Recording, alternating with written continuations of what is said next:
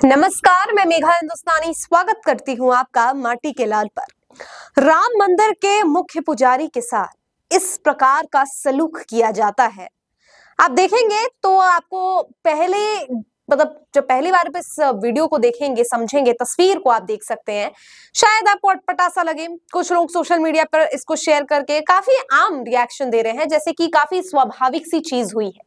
लेकिन मेरी नजर में और बहुत से पत्रकार हैं, ऐसे वरिष्ठ पत्रकार हैं, उनकी नजर में ये चीजें जो है वो सही नहीं है। और क्या है इसमें अजीब, क्या है अटपटा, क्या है ये आप खुद समझ लेंगे। कमेंट करके बताइए अगर आपको पता चल गया, और नहीं चला तो वीडियो के अंत तक तो जरूर पता चल जाएगा। सबसे पहले आपको बताते हैं कि कौन है ये। तो ये राम मंदिर के मुख्य पुजारी हैं, और इन्हें लेकर इन्होंने अभी जल समाधि ली है। ये क्यों फेमस है वो भी बता दें। 2022 के करीबन जब भारत जोड़ो यात्रा राहुल गांधी ने की थी, तो राहुल गांधी की तारीफ इन्होंने की थी, और साथ ही भारत जोड़ो यात्रा के लिए भी इन्होंने शुभकामनाएं राहुल गांधी को दी थी। अब इनकी मतलब क्योंकि ये राहुल गांधी को इन्होंने प्रशंसा की, तो जाहिर तौर पर भारतीय जनता पार्टी और उनके अंधभक्त जो है इनको नहीं पसंद करते हैं, और इनको लेकर तरह तरह की जो है प्रोपेगेंडा चलाने का काम भी इन्होंने किया। सोशल मीडिया पर इनके क्लिप्स वायरल किए, जिसमें ये दिखाने का प्रयास किया कि हिंदू विरोधी भी है और न जाने क्या क्या है। लेकिन इनकी असल सच्चाई भी आपको बता देते हैं। जब बाबरी विध्वंस हुआ था, तो उस समय क्या हुआ था ना, जो मूर्ति थी राम जी की, इन्होंने वो मूर्ति ले जाकर या बचाई थी, और आक्रामकों से ये मूर्ति बचाकर टेंट में रखने का काम और टेंट में इनकी देखरेख करने का काम, और फिर जब भव्य ये निर्माण होता है, शिलान्यास होता है, जो कुछ भी होता है, प्राण प्रतिष्ठा होती है, जो पूरी तरीके से मंदिर तैयार भी नहीं था तब भी हुई थी, तो उस समय भी मंदिर का रखरखाव या मूर्ति का रखरखाव करने में इनकी काफी महत्वपूर्ण भूमिका थी। लेकिन इतनी महत्वपूर्ण भूमिका को इग्नोर करके लोग इनका मजाक उड़ाते हैं, इन्हें बदनाम करने का प्रयास करते हैं। ये तो अपनी जगह पर शर्मसार कर देने वाला है। लेकिन सबसे शर्मसार कर देने वाला है दोस्तों कि ये जब जल समाधि ले लेते हैं, तो इनको किस तरीके से एक छोटी सी नाव में से इन्हें इनके जो पार्थिव शरीर को जो पानी में इस तरीके से फेंका जा रहा है। मैं फेंकने शब्द का इस्तेमाल कर रही हूँ बहुत ही जो है मर्यादा के साथ, और बहुत ही सोच समझ के कर रही हूँ, क्योंकि हुआ यही है। आप तस्वीर देखिए, तस्वीर में आप देख सकते हैं एक छोटी सी नाव है, उस नाव के सहारे जो धक्का देने का काम उनके पार्थिव शरीर को दिया जाता है, ये काफी शर्मसार कर देने वाला है। कोई आम बात नहीं है। जो लोग सोशल मीडिया पर, कुछ अनभक्त है, कुछ ऐसे लोग हैं जो हर भाजपा के काम को, हर हिंदू के काम को नॉर्मलाइज कर देते हैं, लेकिन ऐसा नहीं है। जो चीज गलत है उस पर उंगली उठाना, सवाल करना हम सबका दायित्व है।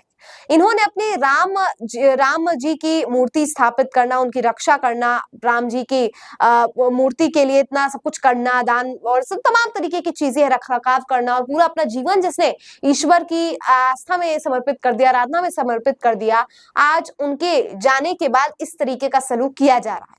तो इसके लिए दोषी कौन है? क्या इसके लिए या मैं कहूं कि जिस तरीके से उन्हें उनके पार्थिव शरीर को जल में, अब लोग कह रहे हैं कि सरयू नदी में विलीन हो गए, लेकिन ये विलीन करने का तरीका आपको थोड़ा अटपटा सा नहीं लगा? कि बहुत से लोग बोल सकते हैं, बहुत से ज्ञानवर्धक लोग कमेंट करेंगे मुझे कि नहीं, ये तो बहुत ही स्वाभाविक सी बात है, ऐसे ही होता है। लेकिन जिस इंसान ने अपना पूरा जीवन समर्पित कर दिया, अरे मैं बोला नहीं चाहती, बट फिर भी चलिए आप समझने के लिए आप एक उदाहरण के तौर पर समझिए कि होता है ना कि एक ऐसे नहीं थे कि आम पुजारी नहीं थे, मुख्य थे, और मुख्य होने के बावजूद भी उन्हें उस तरीके से तिरस्कार कहूंगी मैं, और झिझक नहीं है इसको कहने में कि ये तिरस्कृत किया गया है इस तरीके से।